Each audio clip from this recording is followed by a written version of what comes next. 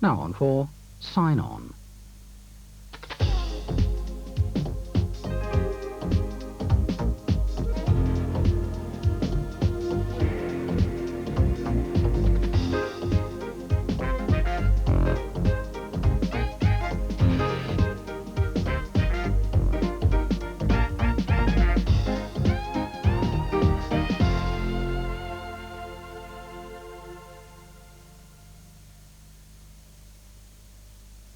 Coming up next on Deaf Mosaic, we'll travel to an island in Maine where 75 deaf people live 9 months of the year. We'll dust off our rods and reels and show you where the best fishing is east of the Mississippi, and we'll reveal the youthful winner of a national contest held under the dome of the U.S. Capitol. These stories next on Deaf Mosaic.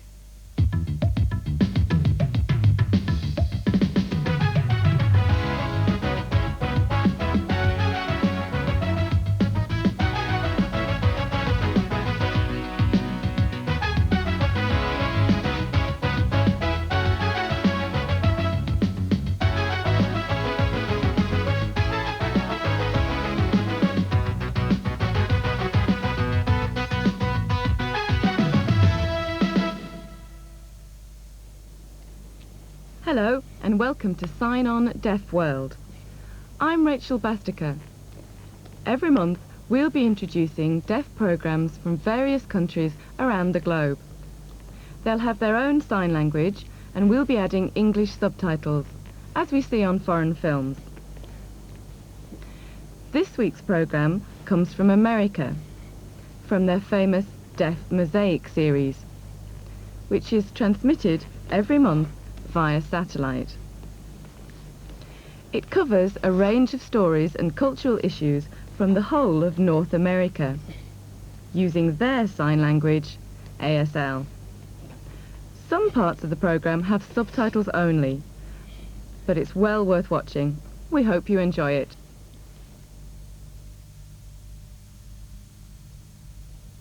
Hello again. Welcome to Deaf Mosaic. I'm Mary Lou Nowitzki.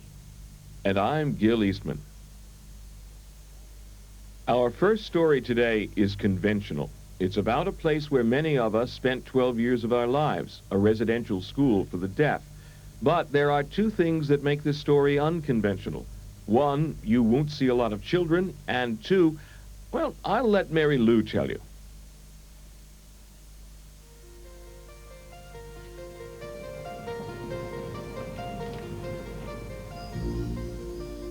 Deaf Mosaic has visited many schools for the deaf, but none are as unique or picturesque as the one I'm visiting today, the Governor Baxter School for the Deaf in Portland, Maine.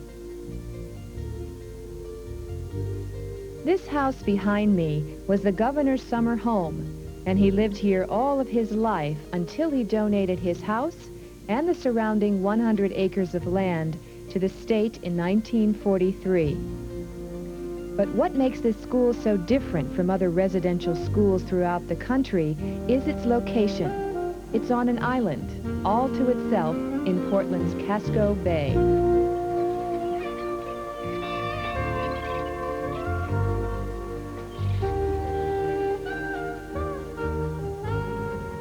A two-lane causeway links the island to the mainland a half a mile away.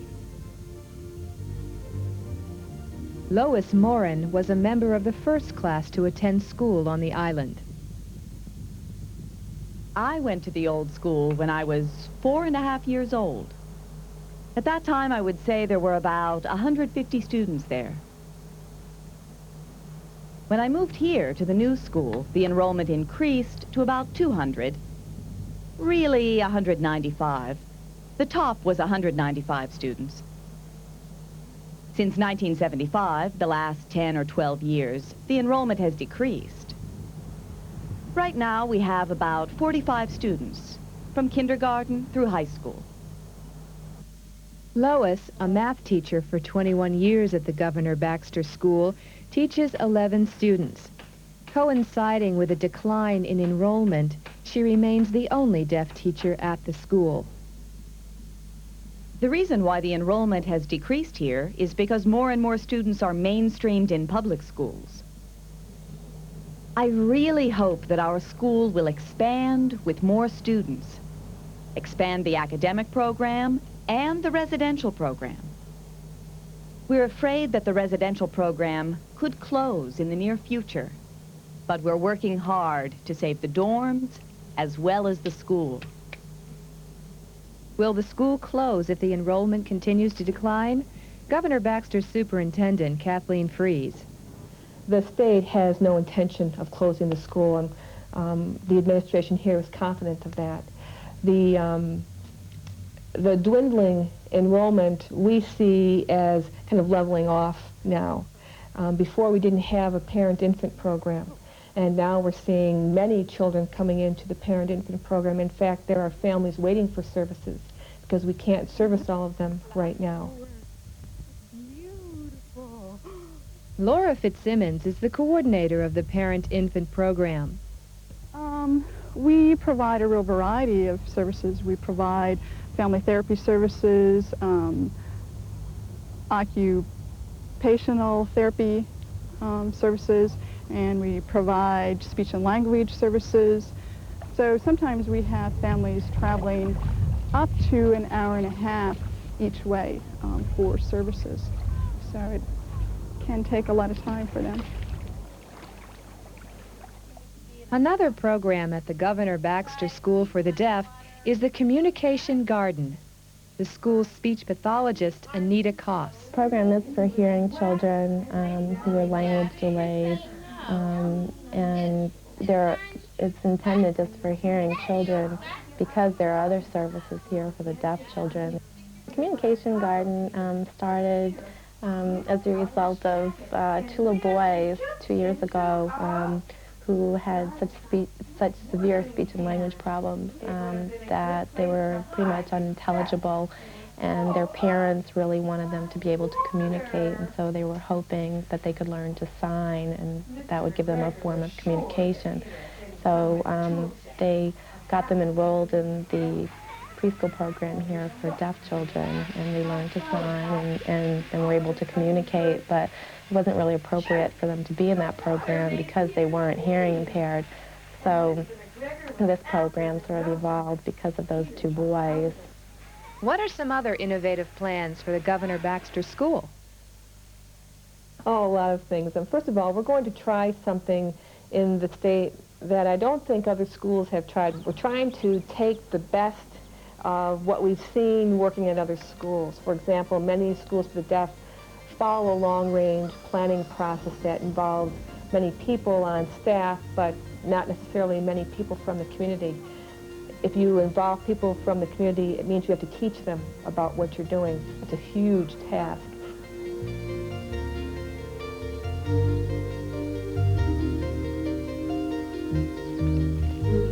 The Governor Baxter School for the Deaf believes that positive intellectual, social, emotional, and physical development is the goal for every deaf and hard of hearing child, and that the responsibility for the achievement of this goal is shared by the student, the family, and the school.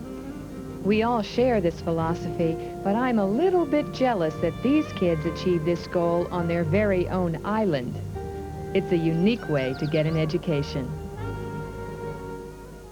There's an old saying that the early bird catches the worm. In our next story, we can definitely call this group of people early birds. Deaf Mosaic's Mike Montagnino shows and tells us more. Fish have their own zip code. It's H2O. Their home is water, and it covers 3/4 of the Earth's surface. Fish live under the ice of the Arctic Circle and in the warm waters below the equator. Anyone can fish. But when is the right time to fish? It's when you have time. This is Benton, Kentucky, and it's time to go fishing.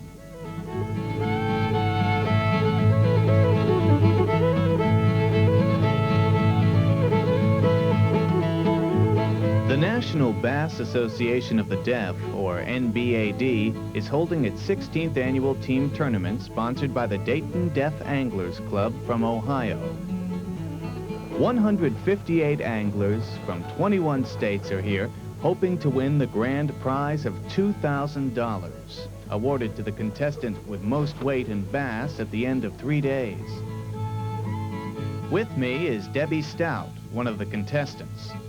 We're packing and getting ready for the tournament. We have to get up at 4 a.m. Hey, Mike, do you know we have to get up at 4 a.m.? 4 a.m.?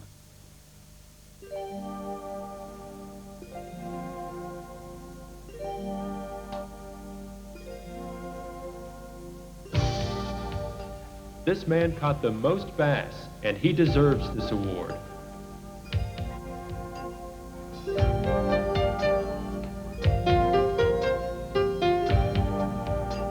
The competition begins at 5 a.m.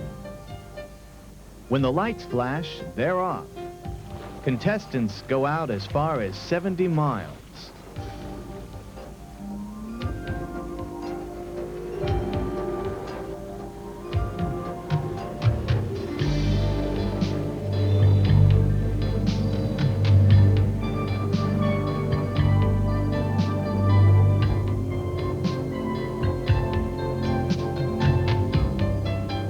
Today, we are joining Phil Syme and Leonora Phillips from Ohio. Searching for the best spot requires exploring. Phil prepares for trolling, while Leonora baits the line. To make things more difficult, live bait cannot be used.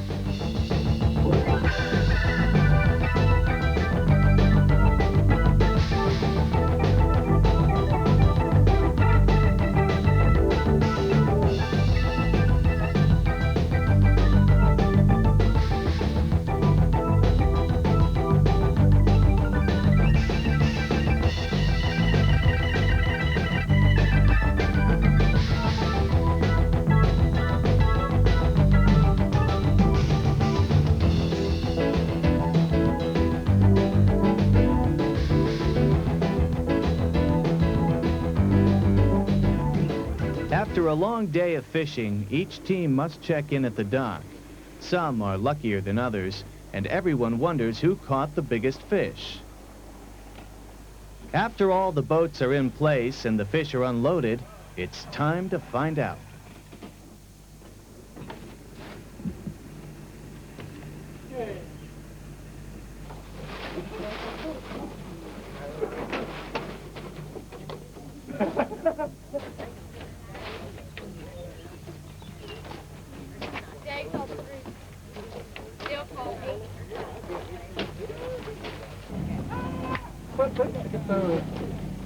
But win or lose, everyone goes home happy.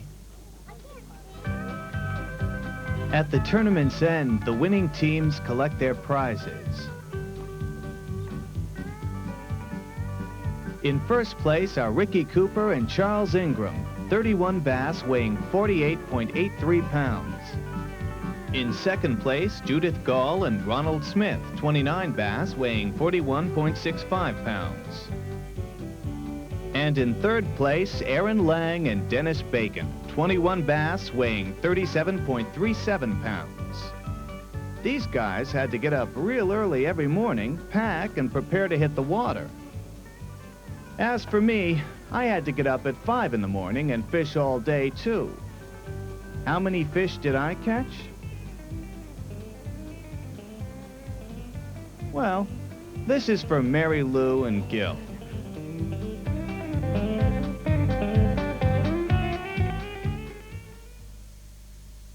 Memories can be sweet and golden, or they can become blurred and forgotten. But photographs are a lasting record of the way we have lived our lives. Preserving her life on a Tennessee river has been a lifelong hobby for Maggie Lee Sayer. Each of her photos tells a story, and they are now on permanent exhibit at the Tennessee Folklore Society. In a repeat performance, let's visit the world of Maggie Lee Sayer. The Tennessee River dominates life in western Tennessee. In the first half of this century, Many families lived in homemade houseboats, following the river and their livelihood.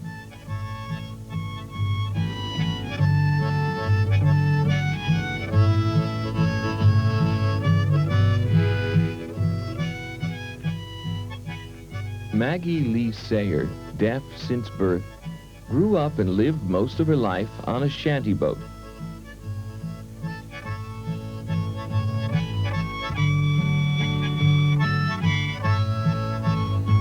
Except for a few years at the Kentucky School for the Deaf, Maggie spent every day, rain or shine, working with her parents to bring in a cash crop, catfish.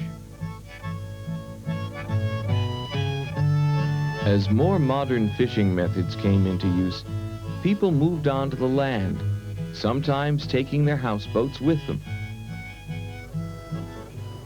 Today, the Sayers houseboat sits in a field more than a mile from the river Maggie loves. With pride, she showed Jane Norman the home her father built with his own hands. The posts were used to tie up the boats so we could move. There was a small boat with a motor on it that we used to push the houseboat up to Tom Creek, or sometimes over to Click Creek. Now retired, Maggie still enjoys getting out on the river, showing how the catch was brought in, using trot lines and hoop nets. What would be your catch for the day? In the morning, the fish were pulled in. We would set the lines out in the evening, and they would stay in the river until the following morning. You mean they stayed in the water overnight? Yes, we'd leave them in all night until early the next morning, around 5 o'clock. Then we pulled in the lines, and sometimes we'd catch a good one, sometimes nothing, sometimes carp. Then we put them down into the box in the boat. Maggie still lives not far from the place on the river where her family lived and worked for years. She often returns to one of her favorite places.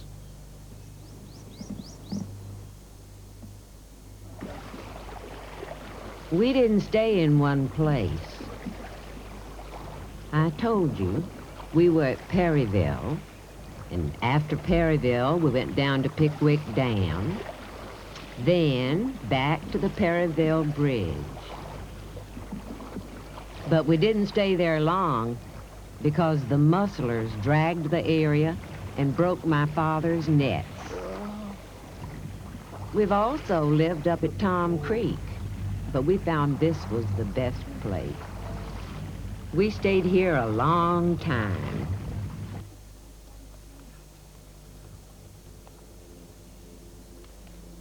In the late 1930s, Maggie bought a Kodak box camera and began to take pictures of her family, the river, its people, and the fish. I bought this camera at the drugstore in Parsons. After I took the pictures, I'd mail the film to Jackson to be processed.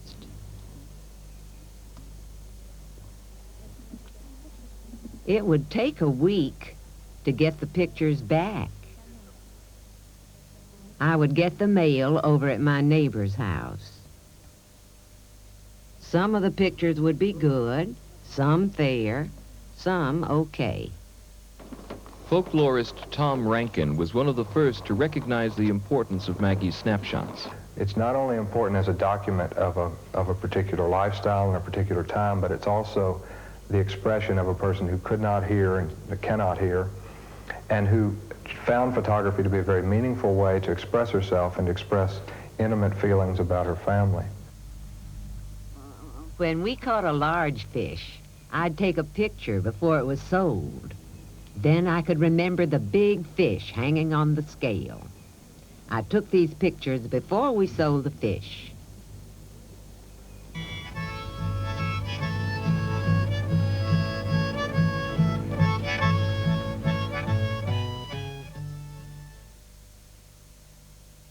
1991 marks the 200th anniversary of the Bill of Rights, the document which guarantees our freedom as American citizens. Have you ever thought about what these rights mean to you and what part they play in your daily life? Deaf and hard of hearing students recently considered that question at a national oratorical contest held at the U.S. Capitol.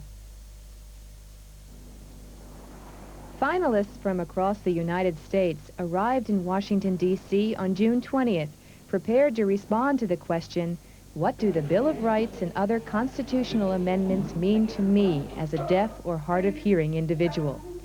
They spoke before an audience of parents, students, teachers, and friends during the 3-day competition.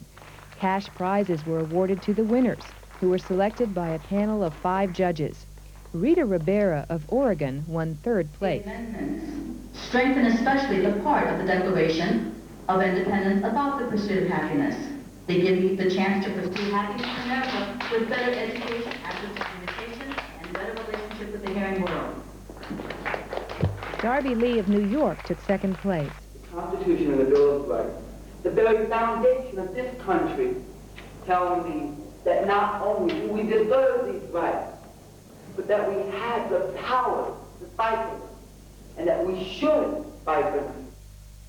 The contest was jointly sponsored by the Bicentennial Commission on the U.S. Constitution, headed by Chief Justice Warren Burger, and Gallaudet University. This competition was the first of its kind for these teenage students. Mr. Max Andrews, Director of Special Events for the Bicentennial Commission. One of the things that we in the Bicentennial Commission wanted to do was to provide an opportunity for all Americans, especially our deaf Americans, to be heard and exercise their First Amendment freedom of speech. And the 1st place winner, Roberta Mather from Washington, D.C., on the role of the Bill of Rights in the Deaf President Now movement. Roberta was also the youngest contestant. I was proud to be a deaf person. I did not know that we could have an assembly and that the Bill of Rights was there to help us.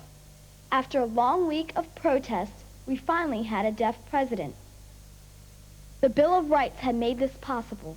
The freedom of speech and assembly has changed the history of deaf people. I would like to become a lawyer like my father, or go for a doctorate like my mother. Maybe I'll go to medical school. I don't know what I want to be.